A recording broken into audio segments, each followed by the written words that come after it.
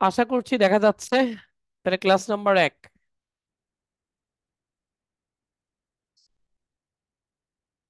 এটা হচ্ছে হিসাব বিজ্ঞান দ্বিতীয় পত্র।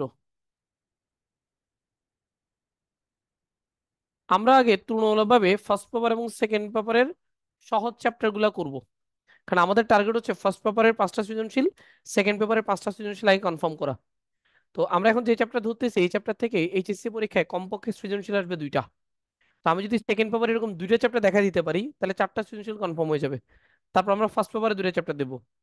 ঠিক এভাবে এরপর আমরা 3 নম্বরে যাব। তাহলে সহজেই পুরো সিলেবাসটা কভার করা সম্ভব হবে। চ্যাপ্টারটার নাম হচ্ছে আর্থিক বিবরণী বিশ্লেষণ। এটাকে কেউ কেউ আর্থিক বিশ্লেষণ চ্যাপ্টারও বলে। এটা ষষ্ঠ অধ্যায়, অনুপাত বিশ্লেষণ নামেও পরিচিত অধ্যায়টা। সবার আগে আমাদের জানা দরকার অনুপাত কি জিনিস।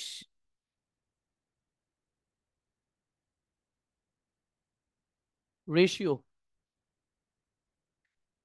দেখেন, সমজাতীয় দুইটা বিষয়ের মধ্যে, সমজাতীয় বলতে বোঝাচ্ছে পরস্পর সম্পর্কযুক্ত। তাহলে আমরা লিখতে পারি পরস্পর সম্পর্কযুক্ত, অর্থাৎ একটার সাথে একটা সম্পর্ক আছে এরকম দুটি বিষয়ের মধ্যে, দুটি বিষয়ের মধ্যে সংখ্যাত্মক, সংখ্যাত্মক কথাটা মানে সংখ্যাগত বা সংখ্যা দিয়ে, সংখ্যাত্মক সম্পর্ককে অনুপাত বলে।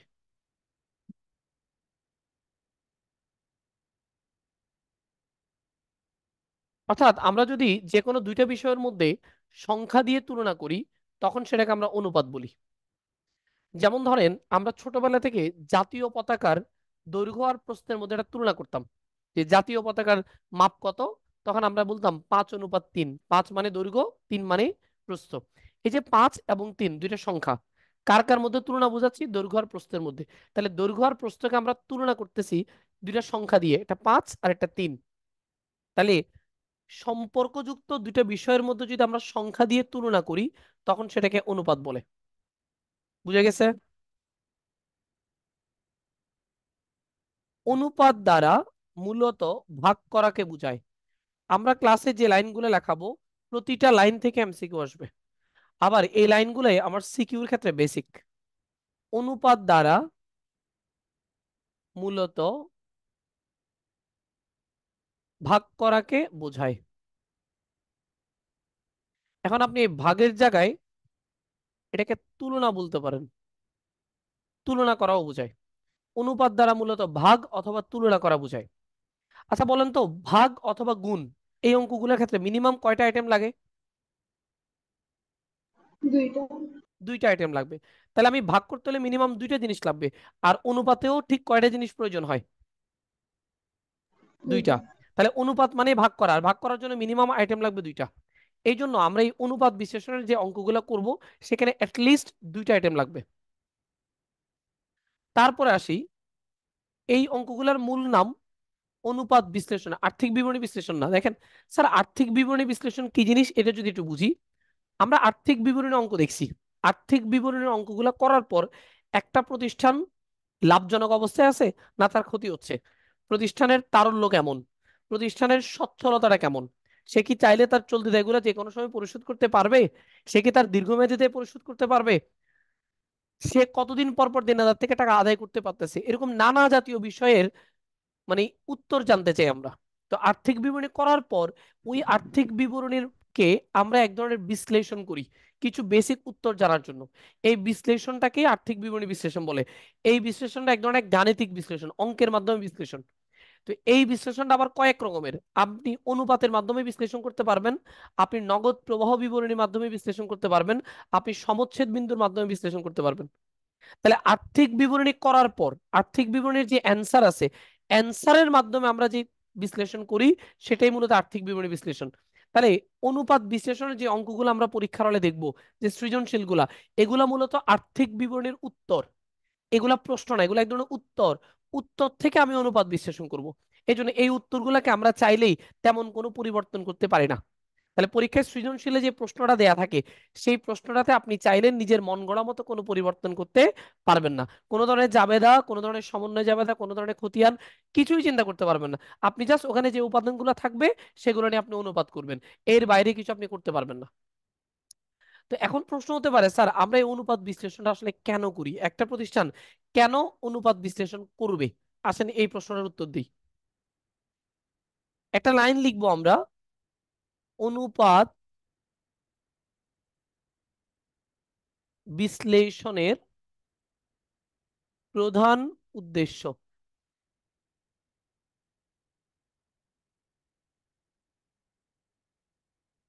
ব্যবস্থাপনার, আচ্ছা আরেকটু স্পেসিফিকলি বলি, প্রতিষ্ঠানের ব্যবস্থাপনার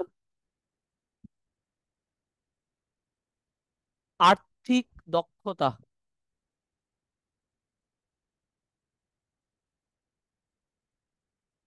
নির্ণয় বা নিরূপণ করা। আমার প্রতিষ্ঠানের ব্যবস্থাপনা আর্থিকভাবে দক্ষ না অদক্ষ, এই জিনিসটা পরিমাপ, নির্ণয়, মূল্যায়ন করার জন্য আমরা অনুপাত বিশ্লেষণ করি। বুঝতে পারছি?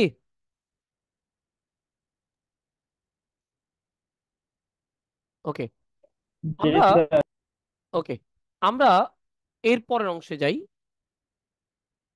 এই প্রথম পয়েন্টের মধ্যে কারো কোনো প্রশ্ন থাকলে বলেন। অনুপাত নিয়ে আমরা যে তিনটা লাইন লিখলাম, এখানে কারো কোনো প্রশ্ন আছে কিনা? স্যার লাস্টের লাইনটা একটু বুঝাই দেন। আচ্ছা, অনুপাত বিশ্লেষণের প্রধান উদ্দেশ্য হচ্ছে আপনার যে প্রতিষ্ঠানের যে ব্যবস্থাপনা, ধরেন আমাদের ফরহাস একাডেমিতে যে ম্যানেজমেন্টটা কাজ করে, যারা আপনাদেরকে নিয়ন্ত্রণ করে, যারা আপনাদের সবগুলো জিনিস প্রতিনিয়ত আপনাদের কাছে পৌঁছায় দিচ্ছে, এটা এক ধরনের ম্যানেজমেন্ট, একটা প্রতিষ্ঠান পরিচালনার জন্য। তো এই ম্যানেজমেন্ট আর্থিকভাবে দক্ষ কিনা, অন্য কাজে দক্ষ কিনা সেটা আমাদের জানতে চাচ্ছি না, আমরা জানতে চাচ্ছি সে আর্থিকভাবে দক্ষ কিনা।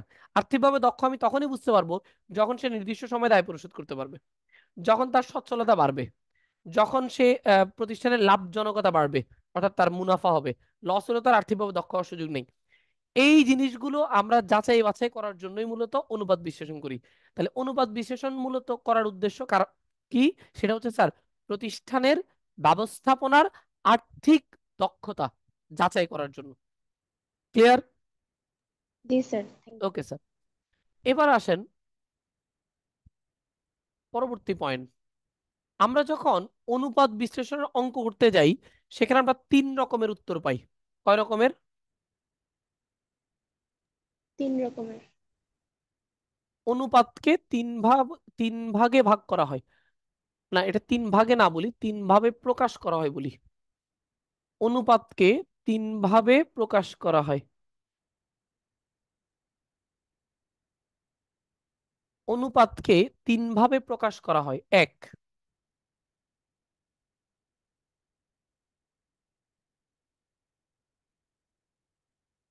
খাঁটি অনুপাত।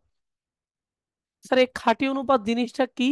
উত্তর হচ্ছে যখন আমরা অনুপাতের উত্তরে বিসর্গ চিহ্ন ব্যবহার করি, এটাকে আমরা খাঁটি অনুপাত বলি।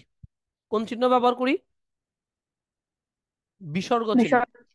আমরা যখন অনুপাতের উত্তরগুলো লিখবো, মানে আমরা যখন অঙ্ক করব, অঙ্ক করার পর অঙ্কের উত্তর লিখতে হবে না, তো উত্তর লেখার সময় আমরা যখন বিসর্গ চিহ্ন ব্যবহার করব, এটাকে আমরা খাঁটি অনুপাত বলি। স্যার কখন কখন আমরা বিসর্গ চিহ্ন ব্যবহার করি? আমাদের অনুপাতের বেশ কিছু প্রকারভেদ আছে। তার মধ্যে একটা অনুপাতের নাম আছে তারল্য অনুপাত, আরেকটা অনুপাতের নাম হচ্ছে সচ্ছলতা অনুপাত। এখন এই যে তারল্য অনুপাত আর সচ্ছলতা অনুপাত, এটা অনেকের জন্য মনে রাখা একটু ঝামেলা। আমাদের সূত্র মনে থাকে কিন্তু হেডলাইন গুলোর সাথে মনে থাকে না। আমি সহজ করে যদি বলি, কখন আপনি বিসর্গ চিহ্ন ব্যবহার করবেন? যখন অনুপাতের কোন সূত্রে সম্পদ, দায়, মালিকানা সত্ত্ব ছাড়া অন্য কিছু থাকবে না। যখন অনুপাতের কোন সূত্রে সম্পদ, দায়, মালিকানা সত্ত্ব ছাড়া অন্য কিছু থাকবে না, সেখানে আপনি বিসর্গ চিহ্ন ব্যবহার করবেন। যেমন চলতি অনুপাত নামে আমাদের একটা অনুপাত আছে, সূত্র হচ্ছে চলতি সম্পদ ভাগ চলতি দায়। তাহলে এখানে সম্পদ আর দায় আছে, অন্য কিছু নাই। অন্য কিছু মানে কোনো ধরনের আয় ব্যয় নাই। তাহলে যদি কোনো সূত্রে শুধুমাত্র সম্পদ, দায়, মালিকানা সত্ত্ব থাকে, ওই সকল সূত্রে বিসর্গ চিহ্ন ব্যবহার করা হয়। বুঝতে পারছি? জি স্যার। Okay sir. কোনো কিছু কঠিন মনে হলে সাথে সাথে বলবেন, মাথায় না ঢুকলেও বলবেন, আমি একেবারে ক্লিয়ার করবো চ্যাপ্টারটা। 2 নম্বর। 2 নম্বর হচ্ছে শতকরা অনুপাত।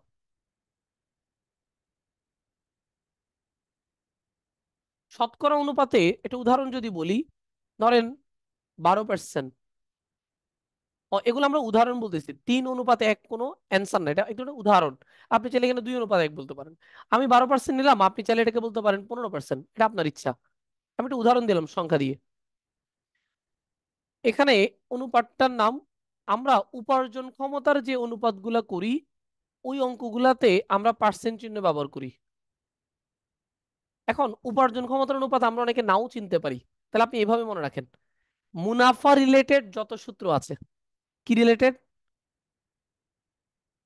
মুনাফা রিলেটেড। মুনাফা রিলেটেড। মুনাফা রিলেটেড যত সূত্র আছে সবগুলাতে আমরা কি ব্যবহার করব?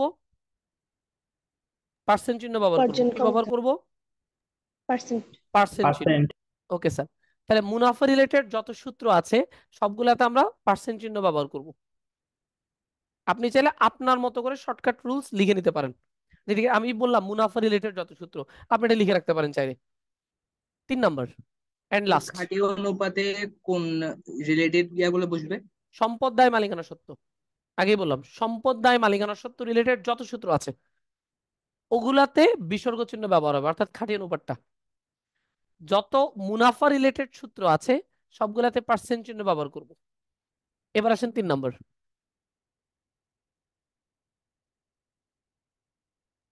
3 নম্বরটার নাম হচ্ছে কার্যকারিতার অনুপাত। এখানে আমরা দুই ভাবে উত্তর লিখতে পারি। একটা হচ্ছে ধরেন 8 বার, অথবা আপনি বলতে পারেন 8 গুণ। উত্তরটা 2 রকম। আমি একটু ভুল লিখে ফেলছি, সরি। এটা কার্যকারিতা না, কার্যকারিতা তো উদাহরণ। এটা হবে গুণন অনুপাত। 3 নম্বরটা কি হবে? গুণন অনুপাত। গুণন অনুপাত। এখানে উত্তরগুলো লিখতে হবে এভাবে: 8 বার অথবা 8 গুণ। আমাদের এক ধরনের সূত্র আছে যার নাম কার্যকারিতার অনুপাত। কার্যকারিতার অনুপাত, এটাকে আবার দক্ষতা অনুপাতও বলা হয়। তো আপনি কার্যকারিতার অনুপাত চিনবেন কিভাবে স্যার? একটা ছোট্ট শব্দ চেক করবেন, আবর্তন।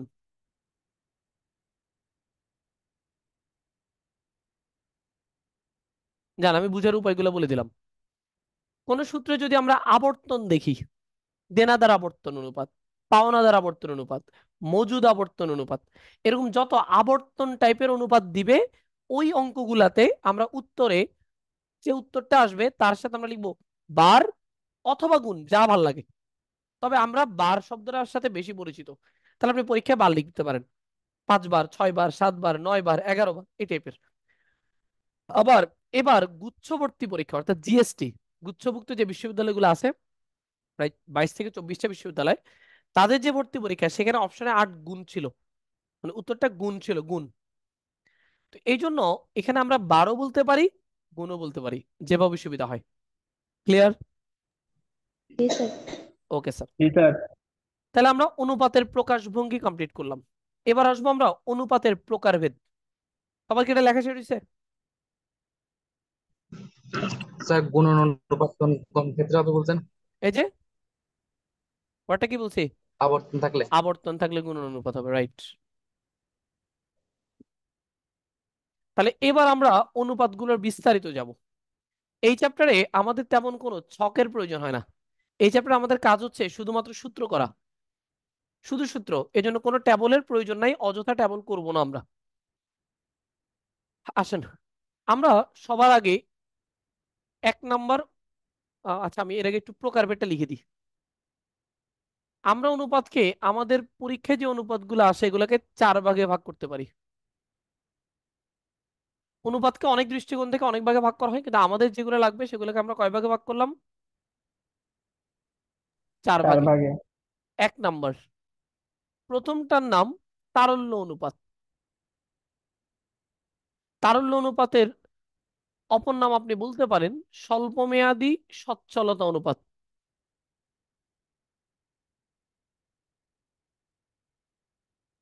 স্বল্পমেয়াদী সচ্ছলতা অনুপাত, অথবা আপনি এটার আরেকটা নাম দিতে পারেন চলতি দায় পরিশোধ ক্ষমতা অনুপাত।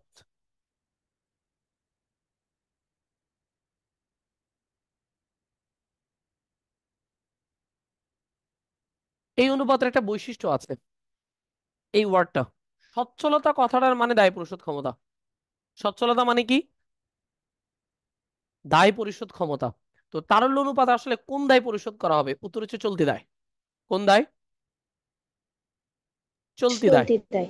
তাহলে সচ্ছলতা অনুপাতের সাথে তারল্য অনুপাতের পার্থক্য, সচ্ছলতা অনুপাত দায় পরিশোধ ক্ষমতা অনুপাত, কারণ সচ্ছলতা মানে দায় পরিশোধ, আর স্বল্পমেয়াদী সচ্ছলতা মানে তারল্য। তাহলে তারল্য অনুপাত বলতে মূলত বুঝায় স্বল্পমেয়াদী সচ্ছলতা। স্বল্পমেয়াদ মানে সাধারণত 1 বছরের জন্য। তো স্বল্পমেয়াদী সচ্ছলতা কোনটা? সচ্ছলতা মানে দায় পরিশোধ, স্বল্পমেয়াদী মানে চলতি, তার মানে চলতি দায় পরিশোধ ক্ষমতা অনুপাত।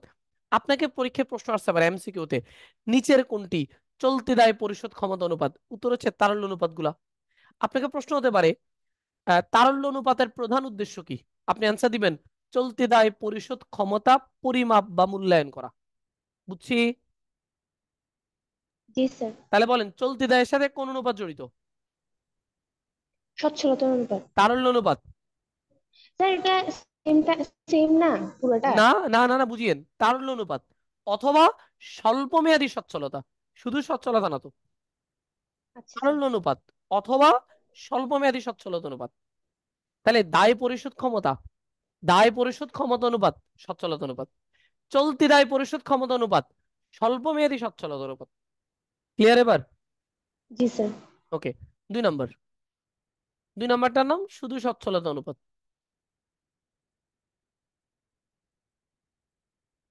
এখন এই দুইটা জিনিস, এই দুই ধরনের মধ্যে একটা কমন জিনিস আছে কি? 1 নম্বর এবং 2 নম্বর পয়েন্টে সম্পদ, দায়, মালিকানা সত্ত্ব ছাড়া আর কিছু আসতে পারে না। তাহলে তারল্য অনুপাতের উপাদান কারা কারা? সম্পদ, দায়, মালিকানা সত্ত্ব। কিন্তু তারল্য মানে তো চলতি, মানে স্বল্প মেয়াদি।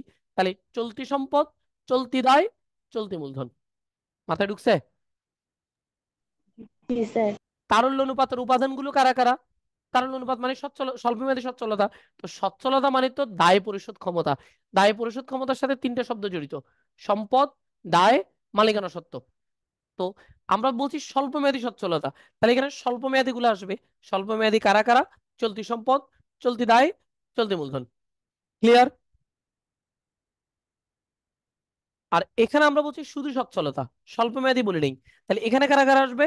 সম্পদ, দায়, মালিকানা সত্ত্ব। ক্লিয়ার? জি স্যার। এটার মধ্যে চলতি আর স্থায়ী এখানে সবই আসবে আসবে। চলতিগুলা না, এখানে আসবে চলতিগুলা, আর এখানে আসবে সবগুলা। সব, মোট, মোট সম্পদ, মোট দায়, মোট মালিকানা সত্ত্ব। ঠিক আছে? 3 নম্বর আমরা বলতেছি উপার্জন ক্ষমতার অনুপাত।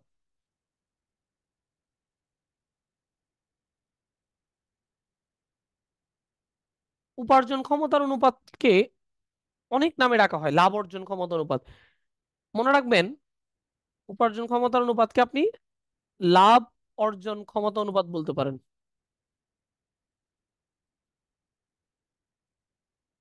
অর্থাৎ সোজা কথা, যেখানে আমি আয়, লাভ, মুনাফা এই টাইপের কোনো ওয়ার্ড দেখব, সেটাই উপার্জন ক্ষমতার অনুপাত।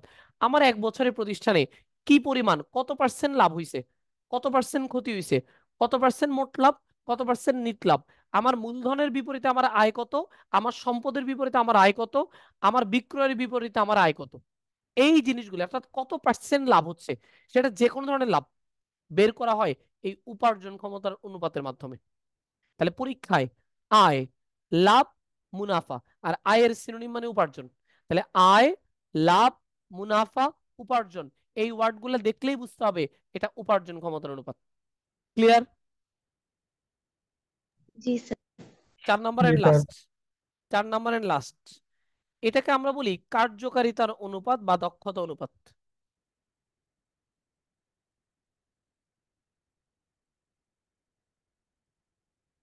আপনি সহজ কথা একটা শব্দ পাবেন, আবর্তন। এই আবর্তন শব্দটা পাইলে এটা কার্যকারিতার অনুপাত পারা যাবে। জি স্যার। ওকে, স্যার যেমন ধরেন দেনাদারের কাছে পণ্য বিক্রি করছেন, কতদিনের মধ্যে আপনি দেনাদার থেকে টাকা আদায় করবেন, এটাই কার্যকারিতার অনুপাত। কতদিনের মধ্যে, অথবা বছরে কতবার আপনি পাওনাদারের কাছ থেকে টাকা পণ্য কিনে আনছেন, তাকে আপনি কতবার টাকা পরিশোধ করবেন, অথবা কতদিন পর পর পরিশোধ করবেন। এই জিনিসগুলো আমরা বের করি কার্যকারিতার অনুপাতের মধ্যে। কার্যকারিতা অনুপাতের একটা বৈশিষ্ট্য হচ্ছে ওখানে সম্পদ, দায়, মালিকানা সত্ত্বেও আসে, আবার আয় ব্যয় আসে, অর্থাৎ কম্বাইন্ড। আবার উপার্জন ক্ষমতার অনুপাতও সেম, এখানেও সম্পদ, দায়, মালিকানা সত্ত্ব আসতে পারে, সাথে আয় ব্যয় আসতে পারে। বুঝছি? স্যার আবর্তন মানে কি? আবর্তন মানে ঘোরা। আবর্তন শব্দের অর্থ কি? ঘোরা। চক্রাকারে ঘুরবে। বুঝছি? জি স্যার। ওকে স্যার, তাহলে আমরা অনুপাতের চারটা নাম মুখস্থ হয়েছে। এক নাম্বারটা বলেন তো কি? সরল অনুপাত, দুই নাম্বার সচ্ছলতার অনুপাত, সচ্ছলতা। সচ্ছলতার অনুপাত। তিন নাম্বার উপার্জন উপার্জন ক্ষমতা। ক্ষমতার ক্ষমতা, অনুপাত। চার নাম্বার কার্যকারিতা। কার্যকারিতার অনুপাত।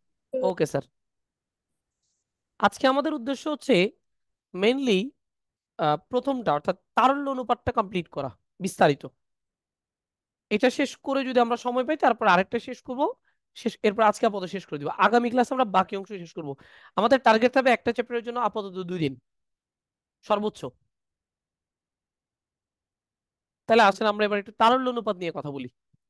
স্যার অনুপাতগুলোর মিনিং বুঝলে সূত্র খুব সোজা, সূত্র মনে থাকে, কিন্তু আমরা কি করি মিনিং বুঝা ছাড়া সূত্র মুখস্থ করার চেষ্টা করি, প্রবলেম এই জায়গায়। তাহলে টাইটেল দিলাম তারল্য অনুপাত। আমরা একটু আগে জানি বলে আসছি, বলেন তো তারল্য অনুপাতের উদ্দেশ্য জানি কি? চলতি দায় পরিশোধ ক্ষমতা পরিমাপ করা বা মূল্যায়ন করা। তার মানে তারল্য অনুপাতের সাথে কোন দায় জড়িত? চলতি দেয় বা স্বল্পমেয়াদী দেয়। চলতি দায়, রাইট। ওকে, তাহলে আমাদের এই তারল্য অনুপাতের প্রায় সবগুলা সূত্রে চলতি দায় ওয়ার্ডটা আসবে। এখানে তিনটা সূত্র আছে মাত্র। কয়টা? তিনটা। তারল্য অনুপাতের সূত্র তিনটা, মনে রাখাটা খুবই সোজা। এখানে মূলত সম্পদ আর দায় আসে মূলত। তো নামটা খেয়াল করেন, চলতি অনুপাত। তাহলে এখানে কোন কোন সম্পদ আসবে? শুধু চলতি চলতি সম্পদ। সম্পদ, নাম যা চলতি থাকবে তা, নাম যা থাকবে তা চলতি অনুপাত। তাহলে এখানে কোন সম্পদ আসবে? চলতি সম্পদ ডিভাইডেড বাই চলতি দায়। যা পরিশোধ করব তাকে আমরা নিচে বসাবো, তাহলে উপরে চলতি সম্পদ, নিচে চলতি দায়। আচ্ছা, এটার একটা আদর্শ মান আছে। আদর্শ মানটা হচ্ছে 2:1। এটা আদর্শ মান। স্যার আদর্শ মান আমরা কেন যাব বা কেন জানবো? উত্তর হচ্ছে এমসিকিউ প্রশ্নে আমাদের পরীক্ষা আসতে পারে চলতি অনুপাতের আদর্শ মান কত, অ্যান্সার 2:1। একটা কারণ। দ্বিতীয় কারণ হচ্ছে সৃজনশীল আমাদেরকে মন্তব্য দিতে হতে পারে, সেক্ষেত্রে আমাদের এই আদর্শ মানটা লাগবে। আদর্শ মান থেকে বেশি হলে আমরা বলবো ফলাফল সন্তোষজনক, আদর্শ মান থেকে কম হলে আমরা বলবো ফলাফল সন্তোষজনক নয়। ক্লিয়ার? এখন অনেকে মনে মনে চিন্তা করতে পারেন, স্যার আমি তো চলতি সম্পদই চিনি না, তাহলে আমি কিভাবে অনুপাত করব? আমাকে স্যার চলতি সম্পদ চেনা ছাড়া আমি চলতি অনুপাত করতে পারবো না। তাহলে চলতি সম্পদ চিনতে হবে, চলতি দায় চিনতে হবে। হ্যাঁ আমরা চেনাবো একটু পরে, আগে সূত্রগুলো লিখে ফেলি, তারপর প্রতিটা ওয়ার্ড নিয়ে আমরা কথা বলবো আবার। 2, স্যার কম বেশি কেমনে বুঝবে? বুঝি নাই? কম বেশি কেমনে বুঝবে, মানে অনুপাত কোনটা কম আপনি আসছে নিশ্চয়ই কোনটা উত্তর বেশি বের করবেন আসছে? না? আপনার ভাগ করছেন, উত্তর আসছে 3:1। তাহলে কম না বেশি? তাহলে বেশি। 2:1 থেকে 3:1 বেশি না বেশি কম? না? কম কেমনে হয়? তিন ভাই। আকল খাটান, আকল আকল আকল বুঝেন? আমরা বললাম 2:1 আদর্শ মান, যদি উত্তর হয় 3:1, কম হয় না বেশি হয়? 2 থেকে 3 কম না বেশি? বেশি হয়। বেশি হয়। তাহলে বেশি হলে ফলাফল সন্তোষজনক। 2 এর নিচে গেলে সন্তোষজনক নয়, 2 এর উপরে গেলে সন্তোষজনক। ক্লিয়ার এবার? জি স্যার। জি হ্যাঁ, বাকিটা আবার ওয়েট করি, দেখি না আমরা। স্যার 2 নাম্বারটা তরল অনুপাত, এটার অপর নাম তড়িৎ অনুপাত। আমরা মাইক্রোফোনটা একটু অফ করে দিই। সাইমা, সাইমা জান্নাত মাইক্রোফোনটা একটু অফ করে দেন।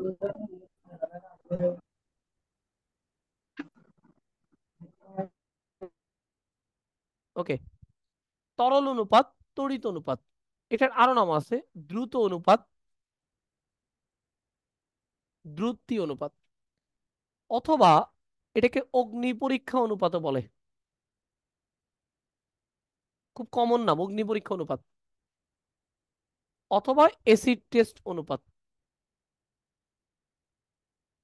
এসিড টেস্ট অনুপাত। তাহলে এখানেও দুইটা ওয়ার্ড লাগবে। নামটা খেয়াল করেন, তরল। নাম যাই থাক আপনি এটাকে তরল বলবেন মূলত। তাহলে তরল অনুপাত। তরল অনুপাত হলে সূত্র কি হবে? উপরের সম্পদ, কোন সম্পদ? তরল সম্পদ। নিচে কি বসবে? দায়। কোন দায়? তরল দায়। এটার আদর্শ মান হবে 1:1। 3 নাম্বার অ্যান্ড লাস্ট, চলতি মূলধন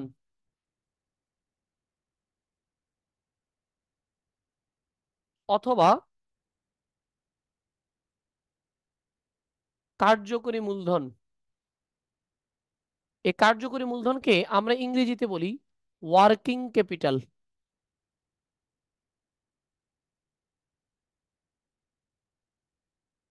অথবা নিট চলতি সম্পদ অনুপাত। চলতি মূলধন অথবা কার্যকরী মূলধন অথবা নিট চলতি সম্পদ অনুপাত। দেখেন, চলতি মূলধনের সিনোনিম কার্যকরী মূলধন, চলতি মূলধনের সিনোনিম নিট চলতি সম্পদ। তাহলে কি বের করতে যাচ্ছি? চলতি মূলধন অনুপাত, কার্যকরী মূলধন অনুপাত, নিট চলতি সম্পদ অনুপাত। মনে রাখবেন আমি কিন্তু চলতি মূলধন অনুপাত করতেছি, চলতি মূলধন অনুপাত।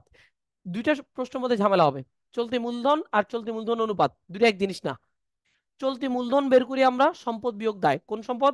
চলতি সম্পদ বিয়োগ চলতি দায়। কিন্তু চলতি মূলধন অনুপাত এটা ওই বিয়োগ না, চলতি মূলধন অনুপাত। অনুপাত মানে ভাগ, তাহলে এখানে একটা ভাগ হবে, ভাগ। নিচে কি বসবে? দায়। কোন দায়? চলতি দায়।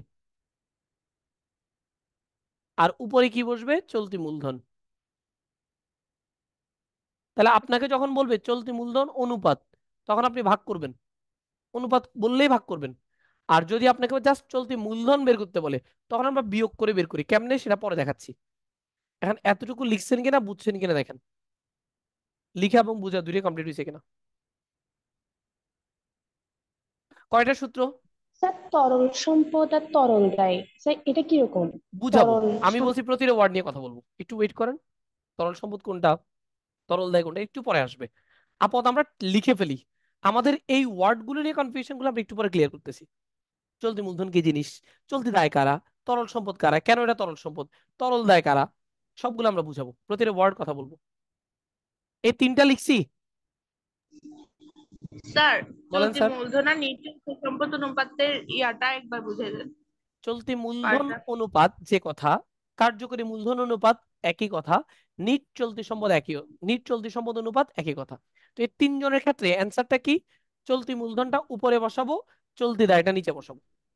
তো আপনি কখন এই ভাগ করবেন, চলতি মূলধন ভাগ চলতি দায়? যখন আপনাকে অনুপাত ওয়ার্ডটা বলবে। ধরেন আপনাকে অনুপাত বলা নেই, জাস্ট চলতি মূলধন বের করতে বলছে, ক নাম্বার? চলতি মূলধন অথবা কার্যকরী মূলধন অথবা নিট চলতি সম্পদ নির্ণয় করো। অনুপাত বলে নাই কিন্তু, তখন কিন্তু সূত্র এটা না। তখন কোনটা একটু পরে আসবো, বুঝছি? ঠিক আছে। Yes sir, okay. Thank you. Okay sir. তাহলে আসেন আমরা এবার এটা একটু মুছে দিই, আমাদের এবার তরল আইটেম গুলাতে আসি। তরল বলেন। তরল সম্পদ তরল দায় মানে? হাসিন একটু ক্লাসে মনোযোগ দিয়ে ক্লাস করিও, যদি ক্লাস করার ইচ্ছা থাকে। ঠিক আছে? আমি একটু আগে বললাম যে প্রতিটা ওয়ার্ড নিয়ে আমরা কথা বলতেছি, একটু ওয়েট করতে হবে। কারণ আমাকে মাঝখানে প্রশ্নগুলোতে আমি উত্তর দিতে পারবো না। আসতেছি, একটু ওয়েট করেন। চেষ্টা করুন একটু অ্যাক্টিভলি সবগুলো কথা শুনতে, তাহলে অল্প কথায় শেষ হয়ে যাবে। আচ্ছা আসেন। প্রথম কনফিউশন স্যার, বাচ্চা পোলাপানের মতো, যে চলতি সম্পদ কারা। আমরা ধরেন কেউ জানি না চলতি সম্পদ কারা। আসেন আমরা বের করি।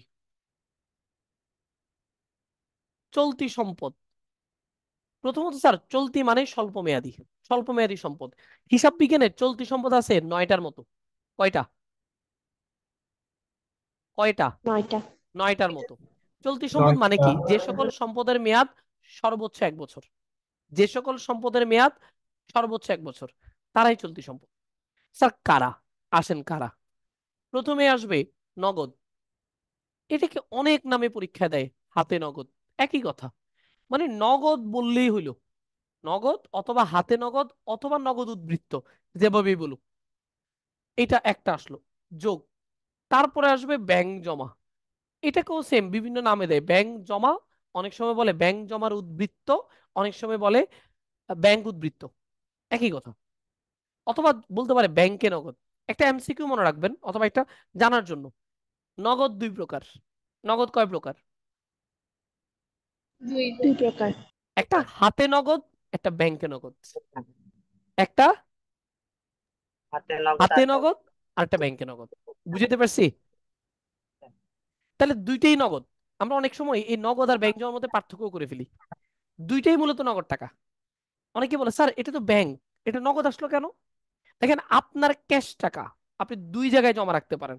এক, আপনার ড্রয়ারে, অর্থাৎ প্রতিষ্ঠানের ড্রয়ারে, যেটাকে আমরা হাতে নগদ বলতেছি। দুই, আমার টাকাটা প্রতিষ্ঠানে তো সেফ না, এই জন্য আমি গিয়ে ব্যাংকে রেখে আসছি আমার হিসাবে, আমার অ্যাকাউন্টে। এই জন্য এটার নাম মূলত ব্যাংকে নগদ। আমার কাছে এটিএম কার্ড আছে, আমি যে কোনো মুহূর্তে চাইলেই কার্ড দিয়ে টাকা তুলে ফেলতে পারি। তাহলে এই জিনিসটা হচ্ছে ব্যাংকে নগদ। ব্যাংকে আমার নগদ টাকা রাখা আছে, আমি চাইলেই ব্যাংক থেকে নগদ টাকা তুলতে পারবো। তাহলে নগদ দুই ধরনের, একটা হাতে নগদ আর একটা ব্যাংকে নগদ। বুঝছি? প্লাস 3 নম্বর। 3 নম্বরটা হচ্ছে বিক্রয়যোগ্য সিকিউরিটিস। বিক্রয়যোগ্য, এটার আরেকটা নাম হচ্ছে বাজারযোগ্য সিকিউরিটিস।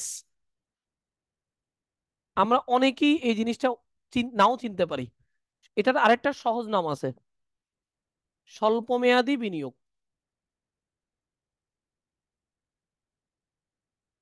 তাও যদি না চেনেন, আমরা ট্রেজারি বিলের নাম শুনছি।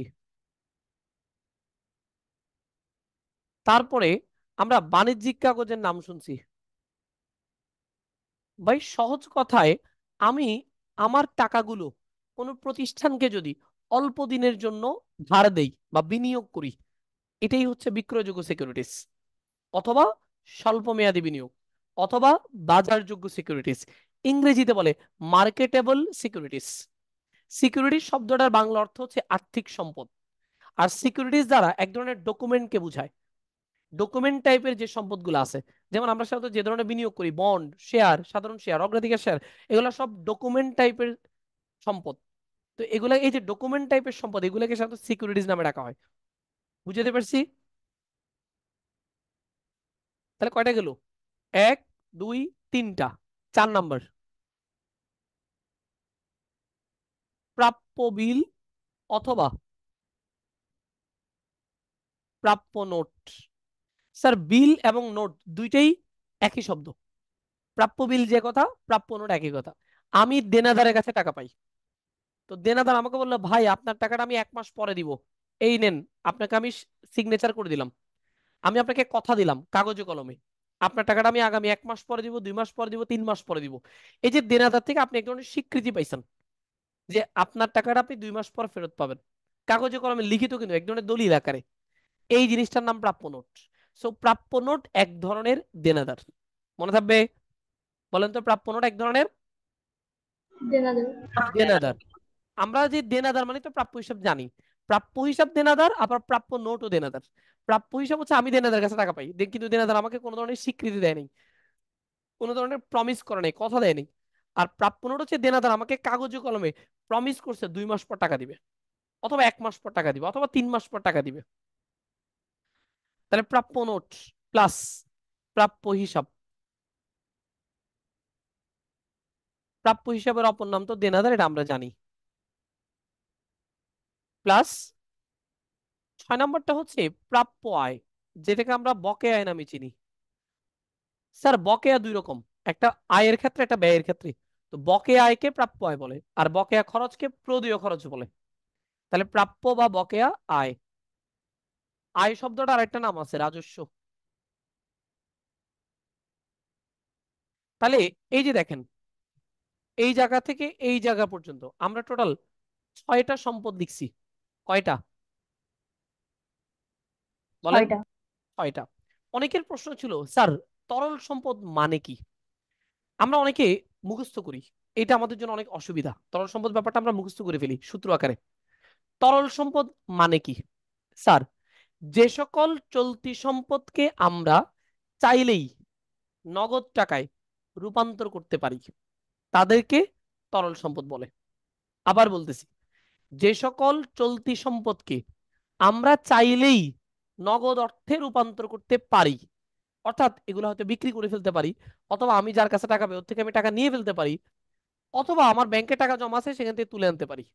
তার মানে এই যে ব্র্যাকেটওয়ালা যে চলতি সম্পদগুলো আমরা লিখলাম একটু আগে ছয়টা, এই ছয়টাকে আমরা চাইলেই নগদ অর্থে রূপান্তর করতে পারি। এই জন্য এই ছয়টা চলতি সম্পদকে তরল সম্পদ বলা হয়। মাথায় ঢুকছে? কেউ যদি স্যার আপনাকে হ্যাঁ স্যার। প্রশ্ন করে, কেউ যদি আপনাকে প্রশ্ন করে স্যার তরল সম্পদ মানে কি, কি অ্যান্সার দিবেন বলেন? যে সকল সম্পদ দ্রুত থেকে তাড়াতাড়ি নগদ আকারে উৎপাদন করা যে যায়, সকল সম্পদ বলে নেই আমি, যে মানে সকল চলতি সম্পদকে, চলতি সম্পদ আছে। হ্যাঁ প্যাচ আছে, যে সকল চলতি সম্পদকে চাইলেই নগদ টাকায় রূপান্তর করা সম্ভব তাদেরকে তরল সম্পদ বলে। বুঝতে পারছি? জি স্যার। আচ্ছা বলেন তো তরল সম্পদ কয়টা? ছয়টা। ছয়টা। ফিক্সড, এই ছয়টা। Okay sir. এখন এই ব্র্যাকেটের বাইরে আমি আরো তিনটা চলতি সম্পদ লিখবো, যেহেতু ব্র্যাকেটের বাইরে, তাহলে ওই তিনটা কি তরল হবে? না। না স্যার। হ্যাঁ মনে রাখতে হবে। তাহলে প্লাস, ওই তিনটা কি? সমাপনী মজুদ পণ্য। এই সমাপনী মজুদ এটাকে আরেকটা নাম বলা হয় অবিকৃত পণ্য, মাঝে মাঝে এই নামটা আসে। প্লাস সমাপনী মণিহারি, এটাকে আমরা অব্যবহৃত মণিহারি নামেও চিনি।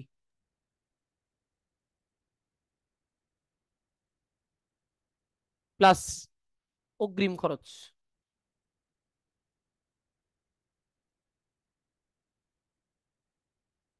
তাহলে আগে লিখলাম ছয়, এখন লিখলাম তিন, এক দুই তিন, টোটাল কত হইলো? নয়টা। নয়টা। তাহলে এবার আমাকে কিছু ছয়টা। প্রশ্নের উত্তর দেন তো, চলতি সম্পদ কয়টি? নয়টি। ছয়টি। নয়টি লিখছি। তার মধ্যে তরল সম্পদ কয়টি? ছয়টি। ছয়টি। ছয়টি। তাহলে আমরা দেখেন তো তরল সম্পদ দুই ভাবে বের করতে পারি কিনা। এক নাম্বার, কেউ একজন জানতে চাইলো তরল সম্পদ কারা, তাহলে আমরা প্রথম ছয়টা যোগ করে দিতে পারি না? জি। অথবা জি। আচ্ছা আমরা যদি পুরো যোগফল থেকে, মানে নয়টার যোগফল থেকে কাদেরকে বাদ দিলে তরল সম্পদ পাওয়া যাবে? বাকি তিনটা সমাপনী। লাস্টের তিনটা, শেষের তিনটা। শেষের কয়টা? তিনটা। তিনটা। তাহলে আমরা বলতে পারি চলতি সম্পদ হচ্ছে নয়টা, তরল সম্পদ ছয়টা। আমরা চাইলে প্রথম ছয়টা যোগ করে তরল সম্পদ বের করতে পারি, অথবা যোগফল থেকে লাস্টের তিনটা বিয়োগ করলেও তরল সম্পদ পাওয়া যাবে। বুঝছি? জি বুঝতে ভেরি পারছি। Good, very good. এখন আসেন আমরা তারপরেও তরল সম্পদটা একটু লিখে দিই। সৃজনশীলের ক্ষেত্রে মনে রাখতে হবে তরল সম্পদ নয়, এরকম অ্যান্সার হচ্ছে তিনটা। তাইলে সেকেন্ড লাইন, তরল সম্পদ সমান চলতি সম্পদ মাইনাস ওই যে লাস্টের তিনটা, সমাপনী মজুদ পণ্য মাইনাস সমাপনী মণিহারি মাইনাস অগ্রিম খরচ। সৃজনশীলের ক্ষেত্রে আমাদের আর কোনো কনফিউশন নেই। বুঝছি?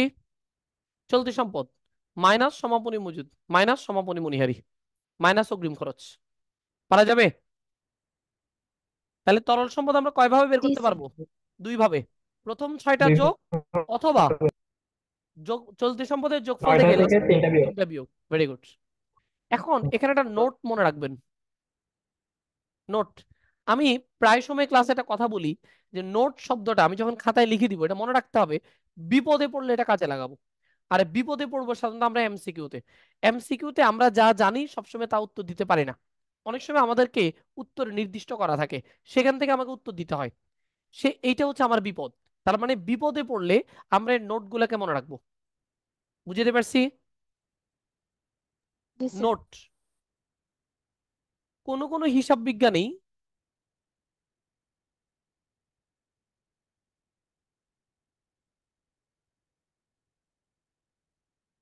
অগ্রিম খরচকে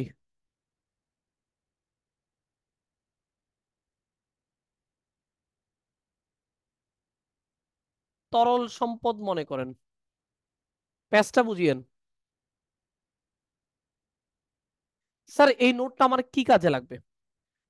একদম কনফার্ম কথা হচ্ছে সৃজনশীলে এই নোটটা কোনো কাজে আসবে না। সৃজনশীলে অগ্রিম খরচ নিশ্চিতভাবে তরল সম্পদ নয়, কনফার্ম। আমরা এখানে বিয়োগ করবই, কোনো বইতে কোনো গাইডে যাই ইচ্ছা লেখা থাক আমরা বিয়োগ করবো, এটা নিশ্চিত।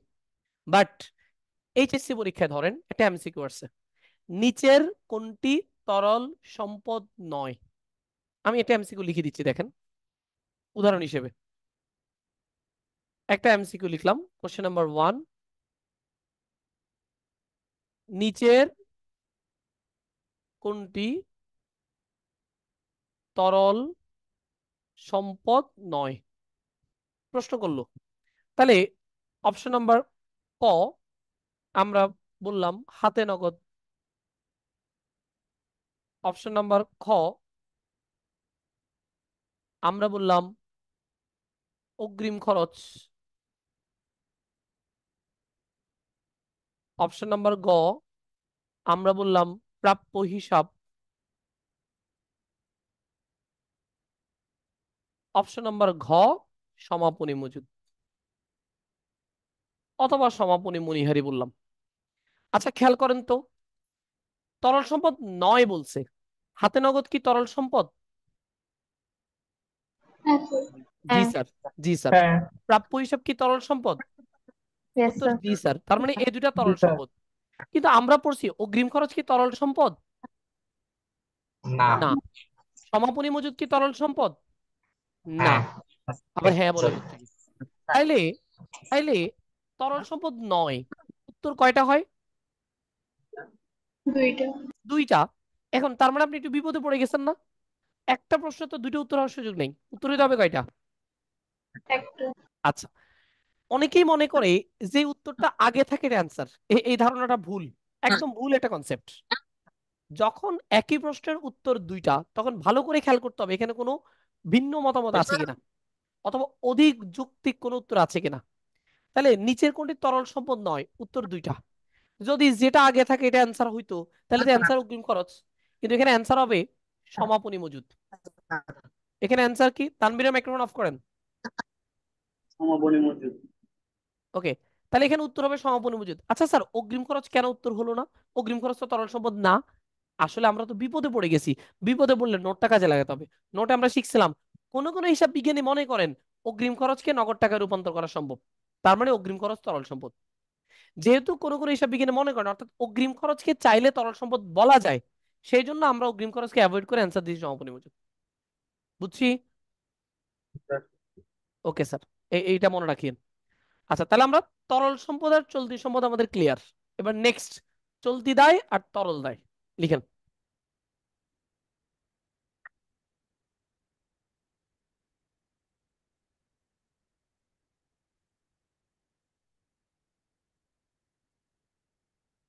চলতি দায় স্যার এখানে সবার আগে আমরা আনলাম প্রদেয় নোট, আর নোটের পরিবর্তে আমরা জানি বিল লেখা যায়। প্রদেয় নোট, আমাদের পাওনাদারকে আমরা কথা দিচ্ছি ভাই আপনাকে 2 মাস পর টাকা দিব, এটাই প্রদেয় নোট। প্রদেয় নোট এক ধরনের পাওনাদার, প্লাস প্রদেয় হিসাব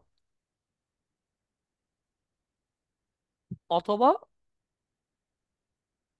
পাওনাদার, প্লাস স্বল্প মেয়াদী ঋণ, যদিও এই শব্দটা আমরা তেমন পাই না স্বল্প মেয়াদী ঋণটাকে, প্লাস বকেয়া অথবা প্রদেয় খরচ, প্লাস অনুপার্জিত আয়। মোস্ট ইম্পর্টেন্ট একটা ওয়ার্ড,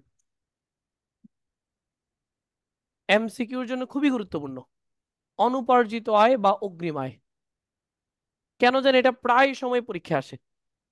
অনুপার্জিত আয়, অনার্জিত আয়, অগ্রিম আয়, এটা এক ধরনের চলতি দায়।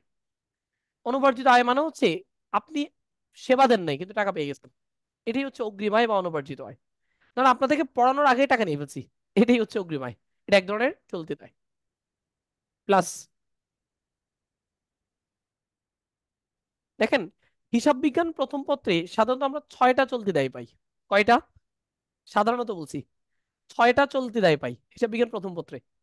দ্বিতীয় পত্রে আমরা 3টা চলতি দায় পাই। তো আমরা দ্বিতীয় পত্রে বাড়তি মানে নতুন 3টা চলতি দায় পাই। আমরা এখানে 5টা চলতি দায় লিখছি, একটাকে আমরা লাস্টে লিখবো। ওটা একটু ঝামেলা আছে, কেন লাস্টে লিখবো সেটা ব্যাখ্যাটা পরে দিচ্ছি। আমরা এবার দ্বিতীয় পত্রের চলতি দায় এগুলো লিখি, এগুলো শুধু দ্বিতীয় পত্রে থাকে, প্রথম পত্রে থাকে না। স্যার এগুলো কারা? এই দ্বিতীয় পত্রের চলতি দায় এগুলো হচ্ছে, প্রথমে ধরেন আয়কর সঞ্চিতি। আমরা যেহেতু আজকে দ্বিতীয় পত্র পড়তেছি, এটা আমরা দ্বিতীয় পত্রেই পাবো। এটার অপর নাম প্রদেয় আয়কর। আয়কর অ্যাকাউন্টিং সেকেন্ড পেপারে খরচ, আর অ্যাকাউন্টিং ফার্স্ট পেপার আয়কর উত্তোলন। কারণ অ্যাকাউন্টিং ফার্স্ট পেপার এক মালিকানা কারবারের অঙ্ক। এক মালিকানা কারবার প্রতিষ্ঠানের নামে সরকারকে ট্যাক্স দেয় না, এক মালিকানা কারবারের পক্ষে প্রতিষ্ঠানের মালিক সরকারকে ট্যাক্স দেয়। এই জন্য এক মালিকানা কারবারের ক্ষেত্রে আয়করটা মালিকের খরচ, প্রতিষ্ঠানের না। আর মালিকের খরচ প্রতিষ্ঠানের জন্য উত্তোলন। এই জন্য হিসাব বিজ্ঞান প্রথম পত্রে আমরা আয়করকে উত্তোলন বলি। আর আমরা যখন হিসাব বিজ্ঞান দ্বিতীয় পত্র পড়ি তখন আমরা কোম্পানির অঙ্ক পড়ি। এগুলো সব লিমিটেড প্রতিষ্ঠানের অঙ্ক, লিমিটেড। তো এই কোম্পানির অঙ্কে আয়করটা কোম্পানির খরচ। এই জন্য অ্যাকাউন্টিং সেকেন্ড পেপারে দেখবেন আয়করটা আয় বিবরণীতে আসে, কারণ এটা খরচ। তো আয়কর তো খরচ, বাট প্রদেয় আয়কর, যে আয়কর আপনি এখনো পরিশোধ করেন নাই, প্রদেয় দিবেন কিন্তু এখনো দেন নাই, এটা হচ্ছে চলতি দায়। কারণ এটার নাম হচ্ছে প্রদেয় খরচ। এটা অনেকটা এটার মতোই, কিন্তু এটাকে আলাদা লিখছি, এটা ফার্স্ট পেপারে থাকে না, অনলি সেকেন্ড পেপারে থাকে। প্লাস আপনি আপনার কোম্পানির যারা শেয়ার মালিক তাদেরকে লভ্যাংশ দিবেন বলছেন, আজকে ঘোষণা করছেন ভাই আপনাদেরকে লভ্যাংশ দিব 10%, কিন্তু এখনো দেন নাই তো। এটাকে বলে প্রস্তাবিত, ঘোষিত, অথবা প্রদেয় লভ্যাংশ। প্লাস সর্বশেষ কোম্পানিতে আমরা একটা ওয়ার্ড পাই, অদাবিকৃত লভ্যাংশ। মালিকদের যে লভ্যাংশটা মালিকরা দাবি করে না এখনো, অদাবিকৃত বা দাবিহীন বা নির্দাবি লভ্যাংশ। দেখেন সেকেন্ড পেপারের 3টা চলতে দেয়, এগুলা ফার্স্ট পেপারে থাকে না। আয়কর সঞ্চিতি, প্রস্তাবিত লভ্যাংশ, অদাবিকৃত লভ্যাংশ, এগুলো অ্যাকাউন্টিং সেকেন্ড পেপার পাই আমরা, এগুলো চলতে দেয়। তাহলে আগে 5টা লিখছি, পরে 3টা লিখলাম, টোটাল 8টা। আমি এটা সেকেন্ড একটা ব্র্যাকেট দিয়ে দিলাম, থার্ড ব্র্যাকেট, লাস্টে লিখলাম যোগ ব্যাংক জমাতিরিক্ত। আধুনিক হিসাব বিজ্ঞান মনে করে ব্যাংক জমাতিরিক্ত নামে কোনো ওয়ার্ড নেই। ব্যাংক জমাতিরিক্ত আধুনিক হিসাব বিজ্ঞান বা আমেরিকান হিসাব বিজ্ঞানে থাকে না। এই জন্য আমেরিকান হিসাব বিজ্ঞানে তরল দায় নামে কোনো ওয়ার্ড নেই, ওয়ার্ডটা জাস্ট চলতে দেয়। তরল দায় আর চলতে দেয় বেসিক পার্থক্য হচ্ছে এই ওয়ার্ডটা। এই ওয়ার্ডটা ছাড়া বাকিগুলোকে তরল দায় বলে, আর এই ওয়ার্ডটা সহ দায়গুলোকে একসাথে করলে এটা চলতে দেয়। তাহলে আমরা পরের লাইনে লিখতে পারি তরল দায়ের সূত্র। তরল দায় সমান চলতি দায়ের মধ্যে একটা জিনিস ছাড়া, সেটাকে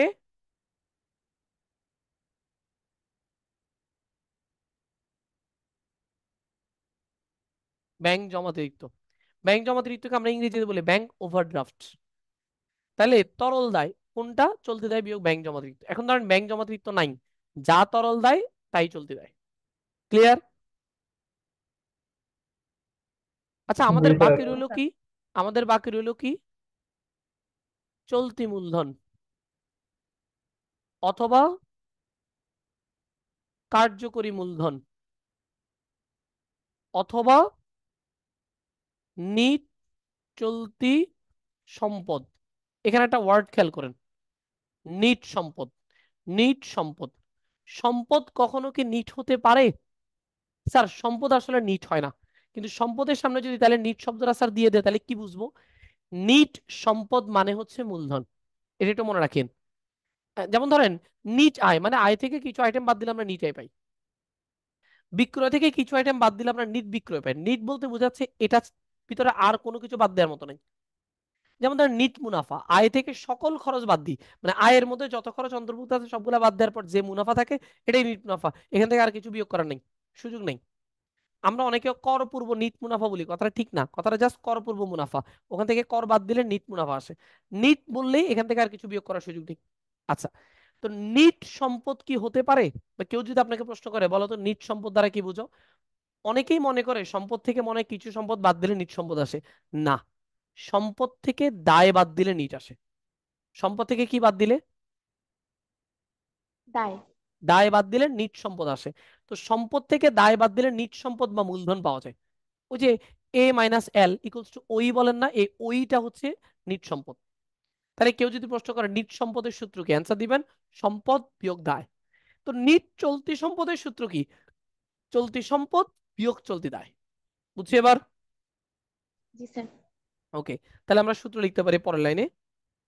চলতি মূলধন বা কার্যকরী মূলধন মানে নিট চলতি সম্পদ। সূত্র হচ্ছে চলতি সম্পদ বিয়োগ চলতি দায়। শেষ। তো অনেক সময় ক নাম্বারে জানতে চায় চলতি মূলধনের পরিমাণ নির্ণয় করো, আপনি জাস্ট লিখে দেবেন চলতি সম্পদ বিয়োগ চলতি দায়। পারা যাবে? দেখেন জি স্যার। তারল্য অনুপাতের আমাদের সবগুলো ওয়ার্ড ক্লিয়ার। তারল্য অনুপাতে আমরা যা যা লিখছিলাম সবকিছু অলরেডি লেখাই ফেলছি। এবার আমি কিছু এমসিকিউ বলবো, আমি কিছু গুরুত্বপূর্ণ এমসিকিউ লিখে দিচ্ছি। বলেন। অদাবিকৃত লভ্যাংশটা বুঝিনি। আমি মনে হয় এটা মানে আলোচনা করছি যে মালিকরা যে সকল লভ্যাংশ দাবি করেন না, যে লভ্যাংশ মালিকদের যে লভ্যাংশটা এখনো পড়ে আছে। কেউ যদি কোনো ওয়ার্ড মিস করে চলে যান সেটা আপনি পরে রেকর্ড দেখে নেবেন দয়া করে। আসেন, আমরা কিছু গুরুত্বপূর্ণ এমসিকিউর কথা বলছিলাম, আসতে পারে এরকম। 1 নম্বর, আপনাকে যদি প্রশ্ন করে সর্বাধিক তরল সম্পদ কোনটি, আপনারা চলতি সম্পদ পয়েন্টের মধ্যে আমরা প্রথমে বলছিলাম 6টা তরল সম্পদ আছে, সবার আগে যেটা আছে এটা অ্যান্সার। তাহলে সবার আগে কোনটা আছে দেখে বলেন তো? আতনগদ। হাতে নগদ বা নগদ। যদি নগদ অপশনটা না থাকে অ্যান্সার পরেরটা। পরেরটা কি আছে? ব্যাংক জমা। আচ্ছা যদি ব্যাংক জমাও না থাকে, এর পরেরটা কি আছে? বিক্রয়যোগ্য নিয়োগ। সিকিউরিটিজ। এই যে একটা সিকোয়েন্স মেনটেন করছি, এটাকে বলে তারল্য অনুসারে। এটা এমসিকিউ আসে, চলতি সম্পদ লিপিবদ্ধ করা হয় কি অনুসারে? অর্থাৎ আর্থিক অবস্থার বিবরণী যখন আমরা তৈরি করি তখন চলতি সম্পদকে আমরা কিভাবে লিখি? চলতি সম্পদ লিপিবদ্ধ করা হয় কি অনুসারে?